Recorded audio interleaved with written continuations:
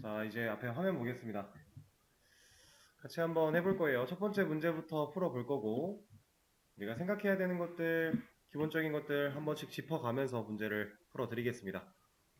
자, 메인 클래스 안의 내용을 올바르게 수정해달라라고 되어 있는 문제인데, 자, 지금 코드가 좀 문제가 많죠? 이렇게 코드가 주어졌다라고 했을 때, 이걸 올바르게 수정하려면, 사실 우리가 생각할 수 있는 방법들은 되게 다양하게 많아요. 그 중에서 가장 효율적이고 가장 올바른 방식을 찾아나가는 게 중요한 건데, 자, 자동차라고 하는 클래스가 하나 주어졌고 그 안에 달리다라고 하는 메서드까지 주어졌네요. 그죠? 이거는 메인 클래스 안에 있는 내용이 아니니까 우리가 따로 건드릴 필요가 없다라고 생각을 하시면 돼요. 문제 자체가 메인 클래스 안의 내용을 올바르게 수정해라 였으니까. 그럼 우리는 자동차라는 설계도와 달리다라고 하는 메서드, 이 메서드는 인스턴스 메서드겠죠? 스태틱이 붙어있지 않으니까요. 자, 이거를 활용해서 이 코드를 바꾼다라는 건데, 자, 가장 먼저 뭘 신경 써야 될까요, 우리가? 자동차 설계도를 사용해서 변수를 만든다 라고 하는 걸로 먼저 갔다면 우리가 이제 배워왔던 과정이 있으니까 자연스럽게 스킵이 된 건데, 이런 상황일 때는 여러분들 가장 먼저 얘부터 봐야 됩니다. 자동차 객체를 만들고 있어요. 근데 객체 만드는 문법조차도 지금 잘못됐어요. 뭐가 잘못됐죠? 소가루가 없잖아요. 이거 없으면은 객체 못 만듭니다. 소가루까지가 객체 만드는 방식이었으니까 이 소가루가 어떤 의미를 가지는지 그것도 우리가 추후에 배울 거예요. 배우고 나면은 좀 더 이해가 쉽게 될 수 좀 더 개념이 확립될 수 있는 내용인데, 어쨌든 이 소가루를 추가를 해줬습니다. 그러면 이제 자동차라고 하는 객체를 만들겠다라는 확실한 의사표시가 된 건데, 이 자동차 객체가 만들어지고 나서 이 녀석이 변수한테 값을 전달해 주는 건 뭐예요? 객체가 직접 변수에 들어가는 개념이 아니었죠. 이 객체가 전달해 주는 건 리모컨이었습니다. 그렇죠? 리모컨을 넘겨주려고 하고 있어요. 그런 상황에서 자동차라는 변수가 지금 타입 미스매치라고 뭐라고 하고 있겠죠? 당연히 이 자동차 리모컨을, 자동차 객체를 컨트롤할 수 있는 리모컨을 받아야 되는데, 얘는 지금 정수형 데이터를 받겠다라고 해놨으니 그럼 우리가 이제서 여기를 바꿔주는 겁니다. 올바른 타입으로 수용할 수 있게끔 만들어주고 나서는 이제 메서드가 달립니다라고 되어 있는데, 우린 지금 달립니다라는 메서드가 존재하지 않아요. 그래서 뭐 이 녀석을 메서드를 없는 애를 만들어서 처리를 해도 해결은 할 수 있지만, 우리 이만큼 메인 클래스 안쪽 내용 건드리기로 했으니까, 얘를 건드리지 않기로 했으니까 얘를 이름을 올바르게 바꿔주는 게 맞겠죠. 이렇게 해서 자동차 클래스가 가지고 있는, 자동차 객체가 가지고 있는 달리다 메서드를 실행하는 결과까지, 이게 첫 번째 문제였고요. 이런 문제들은 이제 큰 어려움 없이 접근하실 수 있을 겁니다. 자, 두 번째 문제. 자, 아래 코드가 실행되도록 해달라고 했는데, 지금 일단 코드를 봤을 때 자동차 객체가 하나 만들어지고 있고요. 그 객체한테 달리다라고 하는 메서드를 실행하려고 하고 있죠. 이건 일회성 실행이었죠. 변수에 리모컨을 담는 과정이 없으니까 한 번 실행하고 더 이상 여기 방금 전에 달리다를 실행했던 그 객체한테 뭔가 추가적인 명령을 할 수 없어요. 자, 자동차 객체를 만들어야 됩니다. 당연히 설계도가 필요하다는 얘기일 거고, 설계도를 만들고 났더니 객체는 문제가 없는데 메서드가 없다라고 하고 있을 거예요. 그러면 create 메서드를 통해 달리다라고 하는 메서드를 만들어주면 되겠죠. 여기 안에 내용은 안 채워도 돼요. 상관없어요. 뭐 궁금하시면 채워서 보셔도 되는 거지만, 어쨌든 뭐 내용을 따로 넣어준 게 없었으니까. 자, 다음 5개 이상의 클래스를 만들고 각각을 객체화해서 메서드를 호출해라 라고 하고 있는데, 이거는 5개까지 저는 안 할 거고 한 2가지 정도만 보여드리겠습니다. 뭐 어려울 게 아니니까. 자, 클래스 뭐 A 이렇게 하죠. 그리고 3개만 할게요. 3개만. B, 여기는 C.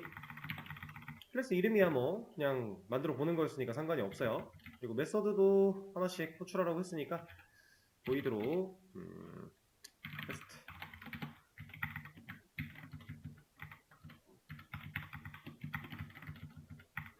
이렇게 만들어 주도록 하겠습니다. 그리고 여기다가 A 타입의 변수 하나 만들어 놓고 A의 객체 만들어 주고요. 여기는 B타입, C타입, B, C, B, C, 그리고 각각 메서드를 호출하라고 했으니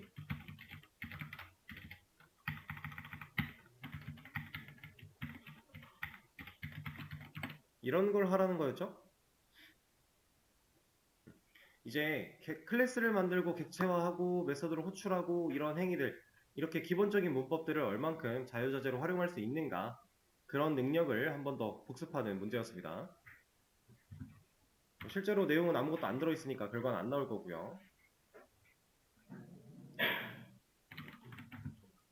그 다음에 아래 코드가 실행되도록 자동차 클래스를 만들어 달라고 했는데, 자, 이거의 진짜 문제 내용은 객체화 없이 설계도에 있는 능력을 바로 사용해 주세요 라고 하고 있습니다. 그러면 객체화가 없다라는 건 뭘 쓰지 말라는 거예요?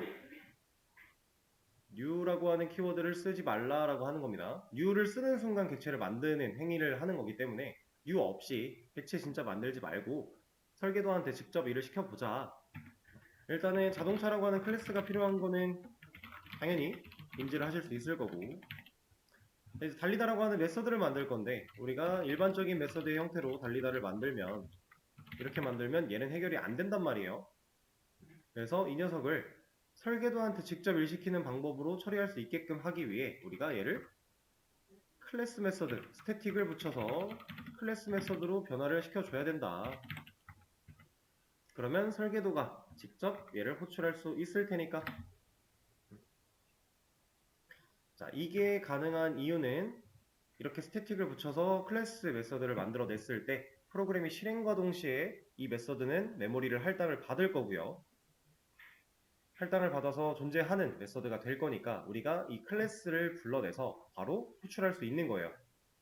이게 아니라 스태틱이 붙어있지 않은 인스턴스 메서드의 경우에는 해당 클래스를 보고 객체가 만들어진다, 인스턴스가 생성이 되어야 그 보이드라는 메서드들이 만들어질 거니까 애초에 이렇게 호출이 불가능한 거고, 이제 프로그램이 실행되자마자 생성되는 그 스태틱이라고 하는 영역의 존재를 하기 때문에 가능하다. 이 어제 말씀드렸던 메모리 영역에 대한 이해가 조금 된다면 지금 이렇게 스태틱이 붙었다고 얘가 왜 돼? 라고 하는 거에 대한 근본적인 이해도 조금은 할 수 있습니다. 이렇게 해서 실행하면 당연히 아무것도 안 나오겠지만 문제는 해결을 했고요. 그 다음 구구단을 만들어 주세요 라고 하고 있네요. 구구단 뭐 지겹도록 해봤죠, 우리 반복문 하면서. 여기 출력 양식에 보면 2단, 그리고 2단이 쭉 나오고, 그다음 뭐 3단, 3단이 쭉 나오고, 9단, 9단이 쭉 나오는 이런 형태로 되어 있는데, 이렇게 만들려면 일단 반복문은 이중으로 쓰여야겠죠? 왜냐면 이 단수에 대한 안내, 2단, 3단, 4단, 5단, 6단, 7단, 8단, 9단까지 나오는 게 있어야 될 거고, 그 안쪽에서 실제로 2단의 내용을 출력하는 반복문도 있어야 될 거니까 반복문을 2개를 출력해야 된다라는 얘기였어요. 2개를 써야 된다라는. 근데 그걸 만드는 과정에서 그냥 단순히 출력문 가지고 바로 만들어낼 게 아니라 이 작동이라고 하는 메서드를 호출시키는 방법으로 만들어 보자 라고 한 거였는데, 자, 이거 자동 완성시키면 알아서 만들어 줄 겁니다, 메서드를. 근데 그렇게 하지 말고 이거 한번 생각해 볼게요. 자, 이 메서드는 인스턴스 메서드로 만들어야 돼요? 클래스 메서드로 만들어야 돼요? 인스턴스로 만들어야 되죠. 왜? 객체 만들어서 명령하고 있으니까, 인스턴스를 생성하면서 메서드를 호출하고 있으니까 굳이 클래스 메서드로 만들 이유가 없다라는 거고, 클래스 메서드로 만들어 놓는다고 하면 사용이 불가한가요? 사용이 불가하진 않죠. 왜냐면 이미 인스턴스가 생성되는 시점에는 존재하는 메서드일 거니까 사용은 당연히 할 수 있어요. 대신 자바가 워닝, 경고를 하나 띄워주겠죠. 너 이렇게 쓸 거면 이거 굳이 클래스 메서드로 써야 돼? 이런 식으로 경고를 뱉어줄 겁니다. 그래서 자동 완성을 눌러보시면 알아서 얘는 스태틱이 없게끔 만들어줘요. 그죠? 자, 근데 만약에 제가 이거를 코드를 이렇게 작성을 한 상태에서 자동 완성을 시켰다면 얘는 스태틱이 붙어서 만들어집니다. 자바도 아는 거예요. 지금 제가 하려고 했던 이 상황 속에서 이 메서드가 클래스 메서드여야 될지 인스턴스 메서드여야 될지를 스스로 판단할 수 있는 겁니다. 이거는. 왜냐면 우리가 앞에 적어준 얘가 클래스 이름인지 변수 이름인지 객체를 만들겠다라는 뜻인지 다 다른 거니까.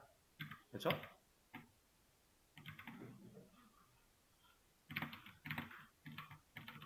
자, 메서드를 먼저 만들어주고 이 안에서 얘는 리턴이 필요한 애인가요? 지금 자동 완성에서는 보이드로 만들어 줬는데 이 메서드가 실행되는 이 자리에 뭔가를 남겨야 하나요? 필요 없죠. 만약에 제가 이 결과를 이런 식으로 담겠다라고 했다면 얘는 자동 완성을 했을 때 애초에 리턴 타입을 가지고 만들었을 거예요. 근데 우리 이렇게 담을 필요가 전혀 없죠. 그냥 이 메서드 안쪽에서 출력이 이루어지게끔 코드를 작성하기만 하면 되는 거니까. 그죠? 자, 그러면 바로 구구단 찍어볼까요? 일단 반복문을 하나 사용을 해주고, 자, 여기다가 int i는 얘는 2부터 가겠습니다. 9까지 i는 1씩 증가. 제가 i를 왜 2부터 갔을까요? 그쵸. 2단부터 출력하려고 2단부터 9단까지 출력하기 위해서. 근데 이것도 i라고 하는 이름을 그냥 써도 상관은 없지만 우리 상황 속에서 조금 더 의미를 부여해 보자면 단이라는 이름을 써주면 좀 더 깔끔하겠죠? 이 i라는 이름도 꼭 고정해서 써야 되는 이름이 아니었으니까 이거 그냥 변수의 개념이랑 동일한 거였으니까. 자, 그러면 단이라고 하는 걸 사용해서 출력문 바로 한번 적어 보겠습니다. 여기다가 %d 단 이렇게 적어주고요.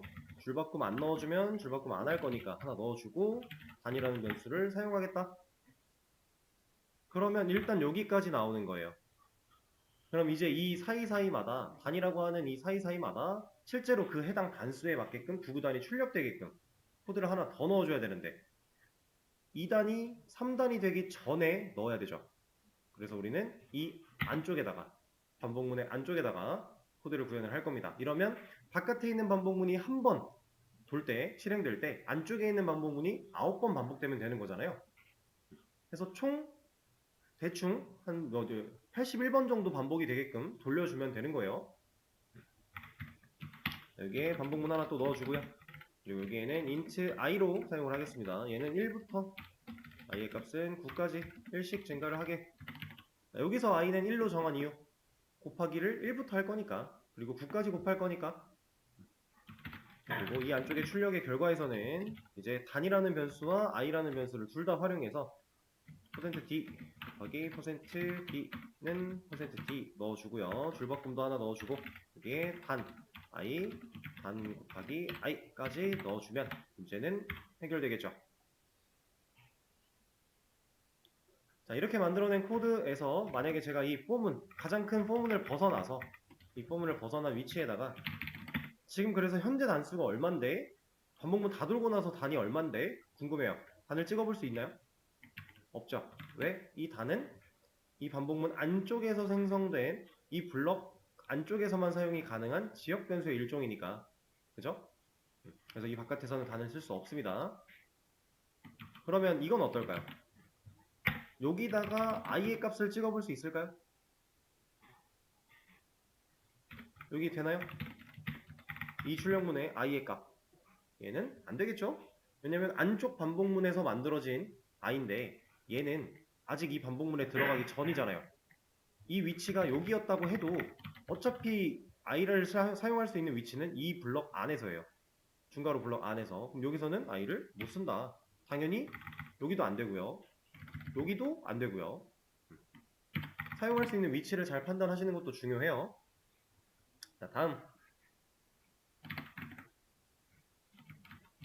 4개 변수를 사용해서 문제를 풀어주세요 라고 했는데 자, 이거 보면 이제 여러분들이 어느 정도 판단할 수 있어요. 계산기라고 하는 클래스 안에 일단 계산기라는 클래스가 필요하겠죠. 그죠? 그리고 그 안에 더한 결과를 화면에 출력이라고 하는 이 메서드가 클래스 메서드여야 할지 인스턴스 메서드여야 할지 가늠이 되실 겁니다. 얘는 클래스 메서드로 만들어 줘야겠죠? 왜냐면 이거 이렇게 나오네요. 여기다가 클래스 계산기 만들어 주고 이 안쪽에 해당 메서드는 스태틱을 붙여야 된다. 왜? 인스턴스를 만들지 않고 바로 호출하고 있으니까.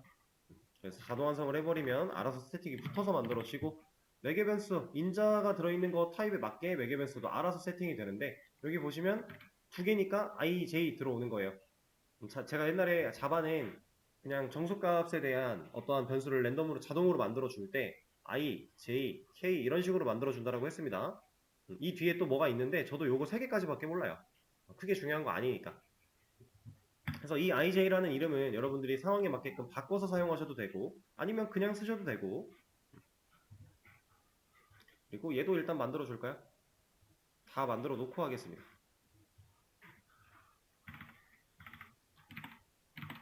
그리고 순서가 더한 거, 뺀 거, 곱한 거, 뺀 거를 위로 올려줄게요. 지금 이렇게 메서드의 순서를 맞추는 작업은 아무런 상관이 없는 작업이지만 그냥 이런 식으로 가독성을 조금이라도 더 높여주기 위해서 제가 습관처럼 하고 있는 거예요. 실제로 코드를 작성하다 보면 이런 사소한 습관들 하나하나가 가독성에 생각보다 큰 영향을 끼치기 때문에, 자, 기능을 한번 해볼까요? 결과가 30이 나와야 된대요. 출력의 결과가 이렇게 나와야 된대요. 그럼 얘는, 이 메서드는 더하기를 해야 되는데, 자, 리턴이 필요해요? 필요하지 않아요? 리턴을 해서 출력하는 게 아니라 그냥 메서드의 실행 결과로 출력이 남으면 돼요. 그럼 이 안쪽에 그냥 바로 출력을 넣어주면 되겠죠. 그렇죠? 그리고 뺀 결과는, 네, 여기도 이런 디테일을 좀 살려볼게요. 문짝 이런 게 들어있으니까. 이렇게 하면 더한 결과 제대로 출력할 수 있나요? 이건 안 되죠? 이어 붙이기가 될 거예요. 그럼 여기다가 괄호를 붙이는 것까지. 아니면 프린트 F를 뚫어놓고 구멍을, 정수 구멍을 하나 내놓은 다음에 이 녀석을 그냥 보여드리죠. F로 해서 여기다가 D 넣어놓고 줄바꿈 넣어주고, 이렇게. 여기는 그러면 괄호가 없어도 연산의 결과가 이 자리에 들어갈 거니까 둘 다 사용이 가능하겠죠. 뭐가 됐든. F 가지고 할까요? 자, 이렇게 한다라고 했을 때 뺀 결과는 여기가 마이너스, 그럼 곱한 결과는 두 개가 곱하기, 이렇게 우리가 원하는 결과를 얻어낼 수 있겠죠. 자, 또 다음 문제 가겠습니다. 함수를 실행하면 값을 돌려주도록 만들어주세요 라고 하고 있네요. 문제 자체가 지금 뭐 필요하다라고 어필하고 있어요? 리턴이 필요하다라고 얘기를 하고 있습니다. 값을 돌려주도록 하는 거니까 반환시켜라 라고 하는 거죠. 그리고 코드도 어떠한 결과를 변수에게 넣으려고 하고 있어요. 그리고 넣어진 결과를 가지고 메인 메서드에서 출력을 하고 있습니다. 자, 그럼 일단 계산기라고 하는 클래스 필요할 것이고, 이 계산기 안에 합이라는, 차라는, 곱이라는 메서드가 필요할 것이다. 자, 근데 이 녀석들은 자동 완성하면 어떻게 만들어질까요? 한번 예상을 해볼까요? 자, 지금 합이라고 하는 메서드를 자동 완성을 했다라고 해볼게요. 얘를 자바가 만들어줄 자동 완성된 메서드의 모양을 한번 유출을 해보겠습니다. 접근 제어자 빼고. 스태틱은 있어요, 없어요? 있죠. 그리고 인트 있어야겠죠. 왜? 결과라는 변수, 이 결과를 남겨서 얘한테 넣을 건데 이 변수는 데이터 타입이 int니까 이 자리는 무조건 int의 결과가 남아야지 가능한 일이니까 알아서 int로 만들어 줄 거고. 자, 메서드 이름 합, 그리고 이러면 끝나나요? 여기 뭐 들어가요? 매개 변수가 필요하겠죠. 자바가 자동으로 만들어 줄 거니까 i와 j라는 이름으로 만들어 줄 거고, 그리고 여기다가 return 뭐라고 만들어 줄까요? 그거는 우리가 이제 실제로 기능을 만들기 위한 거고, 자동 완성을 했을 딱 단계까지만 생각을 해보는 거예요. 여기에는 뭐 0 아니면 J 같은 거 넣어줬겠죠. 이런 식으로. 자, 이거를 제가 왜 이렇게 보여드린 거냐면 비교를 해보려고, 실제로 만들어준 거랑 비교를 좀 해보려고. 퍼블릭만 빼면 동일하죠. 여기 0 아니면 J라고 했으니까. 이렇게 우리가 어느 정도 개념을 익히고 나면 얘 이클립스가 자동으로 만들어주는 이러한 기능들이 어떻게 동작할지까지 예상이 가능해요. 그리고 실제로 그 예상을 하고 할 수 있다는 게 개념을 이해하고 있다는 거예요.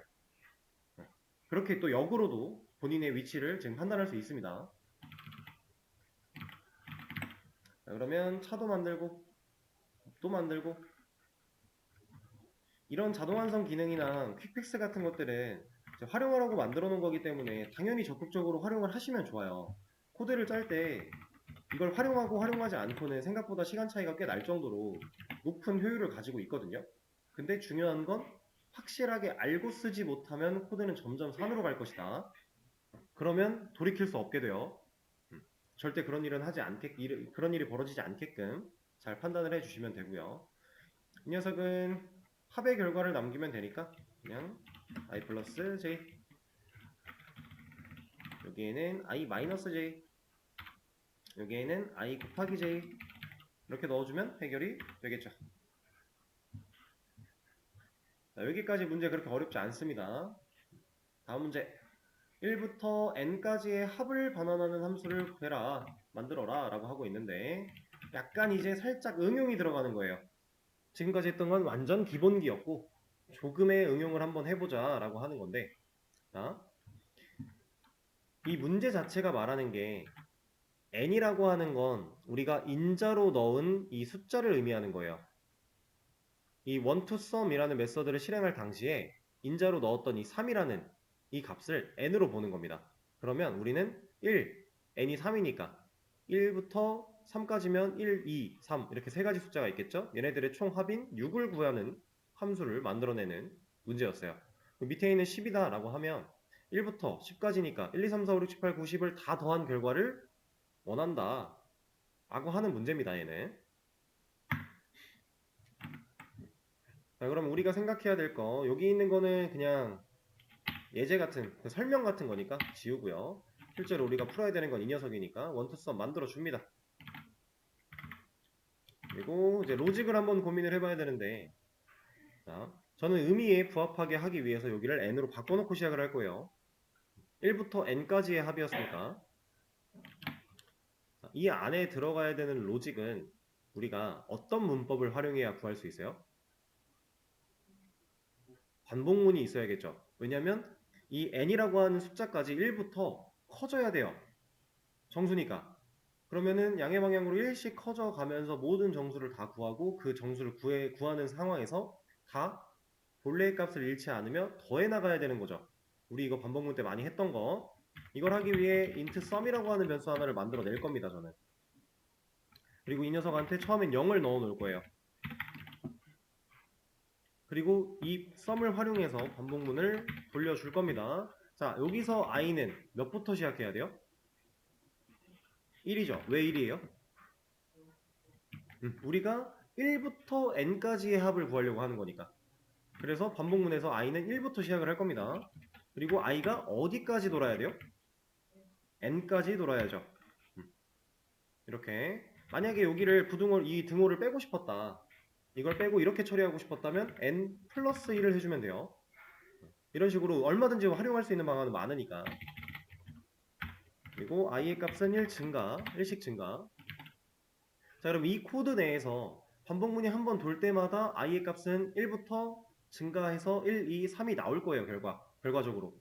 그럼 그 1, 2, 3이라는 숫자를 본래의 값을 잃지 않으면서 더해 나가기 위해 썸에다가 이러한 작업을 해줄 겁니다. 썸은 0이었다가 첫 번째 반복이 돌면 1이 더해질 거고, 두 번째 반복이 돌면 1이 남은 상태에서 2가 더해질 거고, 세 번째 반복이 돌았을 때 1 더하기 2가 남은 상태에서 3을 더할 거니까. 그렇죠? 그런 행위를 다 끝내고 나서 자, 코드 실행하면 결과 뭐 나와요? 이거 0 나오죠. 우리가 리턴을 안 바꿨으니까. 로직은 열심히 만들어 놓고 리턴을 0을 해놨어요. 아무런 의미가 없다는 얘기예요. 그럼 우리가 결과적으로 돌려줘야 되는 건 뭐다? 썸이다. 그러면 실제로 썸이 계산된 결과가 잘 나올 것이다. 아주 기본적인 살짝의 응용 들어간 문제였고, 두 번째 문제 똑같습니다. 같은 문제인데 그냥 생각해야 될 게 하나 더 있는 거예요. 하나. 방금 직전에는 1부터 n까지였다면 이번에는 시작하는 지점도 우리가 정해보자 라고 하는 n to sum입니다. n to m sum. 자, 그럼 이 녀석 어차피 필요한 거니까 만들어 주고요. 자, 해야 되는 로직은 전반적으로 동일해요. 비슷해요. 근데 여기도 이제 이름에 문제 상황에 맞게 n과 m으로 제가 받아줄게요. 외계 변수랑 인자의 그 순서대로 들어오는 건 이제 더 이상 설명을 짚지 않겠습니다. 그러면 int sum은 당연히 필요한 거고, 이거 없으면은 더한 결과를 보관할 수 있는 애가 없는 거니까 필요하고 반복문 넣어줘야겠죠. 자, 여기 int i는 뭐부터예요? n부터죠. 이렇게 해야 n이라고 하는 변수가 가지고 있는 값부터 시작을 해줄 거니까. 그리고 i는 어디까지 돌아야 돼요? m까지 돌아야겠죠. 그리고 i는 1씩 증가를 할 겁니다. 이건 뭐야? 자, 이 상태에서 우리가 하려고 했던 로직은 동일해요. 이러면 끝나요. 그리고 여기다가 썸을 리턴하면 끝. 자, 근데 요거는 지금 이렇게 시작 지점을 정해준 이 상황에서는 우리가 폼은 말고 만약에 y를 쓴다라고 했을 때 얘를 y로 바꾸고 이 초기값 부분을 밖으로 꺼내주고요. 그 스텝 부분을 내가 하려고 하는 로직을 받치게끔 위치를 바꿔주고 세미콜론 위치 맞춰주면은 이게 이제 while문으로 바꾼 거죠. 자, 이거 필요할까요? 이렇게 바꿨다라고 봤을 때 이 i라는 애는 필요할까요?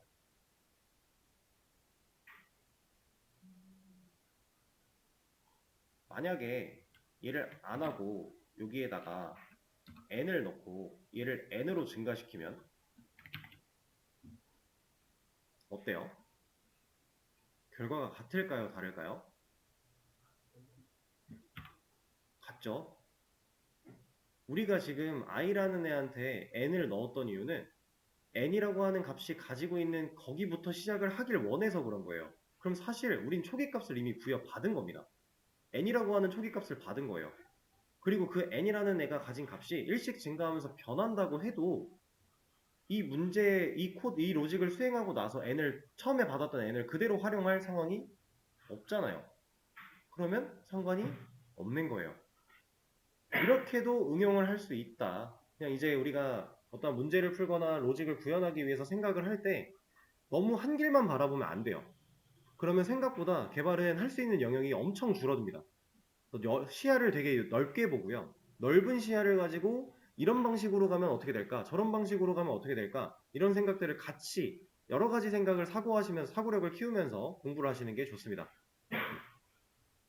이제 지금이야 이렇게 간단한 로직들을 다루지만 여러분들 결국에는 잡아가지고 막 웹 개발 같은 거 해야 되니까 그러려면 이 시야가 상당히 중요해요. 이게 열려있지 않았을 때 생각보다 충분히 할 수 있는 역량을 가지고 있음에도 못하고 쩔쩔매는 경우가 많습니다. 그래서 일부러 제가 한 번씩 이런 경우도 이런 생각도 할 수 있다라는 걸 보여드리고 있는 거예요. 그러니까 효율적으로 봤을 때는 얘나 화문이나 사실 다를 거 없어요. 별로 큰 차이 없는데 그냥 시야를 넓히는 연습을 하면 좋다라는 안내예요. 안내. 자, 그러면 문제는 다 풀어봤고 이제 다른 개념 하나 또 들어갈 건데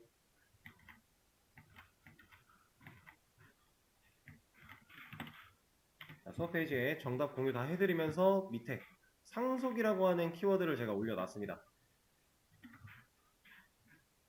이제 한 단계 한 단계 여러분들이 배워나가고 있는 거예요. 이번에 이제 시간이 이러니까 다음 시간에 아마 시작을 할 것 같은데 우리가 이번에 배워볼 거는 상속이라고 하는 개념입니다. 자바에서의 상속. 이 상속이라는 워딩은 여러분들 OOP의 특징 검색해 보셨을 때 4가지 안에 이거 뭐 외우실 필요는 없지만 그냥 다형성 그리고 상속화 그리고 캡슐화 그리고 하나가 뭐였니? 추상화 이렇게 4가지 중에 여기에 들어있는 이 상속을 의미하는 거예요. 이거 외우실 필요는 없습니다. 근데 얘네가 각각 어떤 걸 의미하는지 정도는 알고 계시면 좋아요. 우리가 오버로딩 처음 배우면서 이거 다형성에 해당되는 내용이다 라는 얘기를 드렸는데 그럼 여러분들이 만약에 나중에 누가 여러분들한테 와서 자바 OOP의 특징에서 다형성이 뭐야? 라고 하면 일단 오버로딩이라는 걸 얘기해 줄 수 있어야 돼요. 오버로딩이 그래서 왜 필요하고 얘를 통해서 어떤 이점을 얻을 수 있고 이런 것까지는 몰라도 일단 생각은 할 수 있어야 됩니다. 오버로딩은 다형성에 해당되는 내용이다. 이렇게. 이렇게 개념을 가지고서 여러분들이 자바를 더 활용하면서 공부를 해나가면 그 개념들이 다다 제자리를 잡아가며 확립이 되는 거예요. 실질적으로 이러한 특징 4가지를 완벽하게 이해하기 위해서는 여러분들이 사실 자바를 가지고 뭔가를 만들어 봐야 돼요. 만들기 전에는 그냥 개념적인 것만 잡히고 만들면서 그 개념이 확립이 되는 겁니다. 근데 우리는 지금 기초 언어 수업이기 때문에 거기까지는 못 가니까 기본적인 것만 잡아드리는 느낌으로 가고 있는 건데, 이 상속화에 대한 내용을 배워볼 거예요. 시간이 좀 애매해서 미리 좀 쉬는 시간을 가지고요. 2시부터 이어서 상속에 대한 내용 진행해 보도록 하겠습니다.